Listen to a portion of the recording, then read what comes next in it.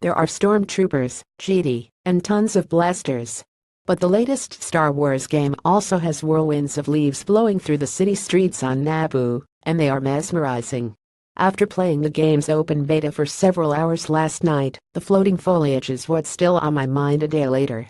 Not because the matches were boring, or the game felt like a slightly less theatrical shooter than its predecessor. The guns handle well enough, and the level available was appropriately chaotic without feeling overwhelming. The beta lets you take either the site of the Imperials or the Trade Federation's droid army as both battle for control of the capital city on Episode 1's planet of Naboo. There are unique classes and customizable loadouts, and if you collect enough points through killing other players, you can even spawn back onto the battlefield as a Jedi or Sith. Theed, the city where the battle takes place, is also full of leaves. It's a visual effect that some players have scoffed at, but one that makes the level feel so much more alive than it would otherwise. Outside of a broad, central boulevard, Theed is broken up into a series of indoor arcades and small courtyards connected by winding corridors. As a result, it's easy to get caught wandering far from the main objectives. The shooting is quieter in these areas, and from them, you can peer out into other parts of the capital city. Toward one end, there's a paved waterfront littered with gazebos, while at the other are the palace walls overlooking tightly knit back alleys. All of them are brought to life by environmental details that make the space feel more dynamic, despite not actually interacting with anything. Giant Trade Federation ships glide overhead and bathe the trees and city streets in voluminous shadows, while flocks of pearly white pigeons do their best to obscure enemies in the distance. There are even cafe tables with the silverware still laid out, as if the city's cosmopolitan residents had been caught completely by surprise when the first massive MTTs starting rolling through.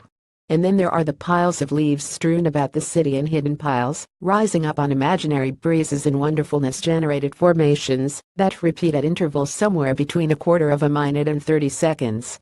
Some of them are a lifeless green, others are a dry yellow-orange, and on occasion a few even appear to be caught on fire, ignited by the barrage of blaster fire and poorly aimed grenades that puncture what might otherwise be a gorgeous autumn day like any other.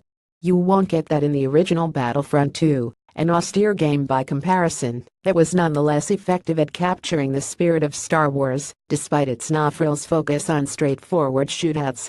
DICE's Battlefront is a somewhat different project, closer, in my opinion at least, to the detailed action figures people collect and keep sitting on their mantle unopened, than a nuts-and-bolts shooter from the early aughts, reskinned with the trappings of everyone's favorite space opera. And, while Battlefront 2 appears from the beta at least, to be more of a hedge between the two than the company's first attempt, I'm glad that trying to make each level feel vivid and alive has remained a priority. For all my early misgivings about Destiny 2's multiplayer cutting squad sizes from 6 players down to 4, I've actually grown accustomed to the more intimate, less bombastic firefights that result. Battlefront II's Battle on Theed achieves a similar balance. Rather than channeling players through a series of meat grinders, the level feels open-ended.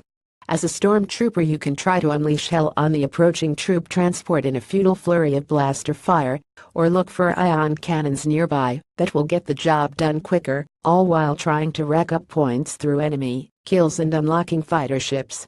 You can also wander the back roads far from the main bombardment and try to snipe at the invading forces through little cyclones of leaves and birds. Every once in a while, another player might stumble across you and either awkwardly hopscotch across the screen, or, if they're an enemy, stop and take a second to process the other entity they've just stumbled across, and perhaps admire the beautiful atmosphere surrounding the encounter before pulling out their sightless gun and taking their best shot.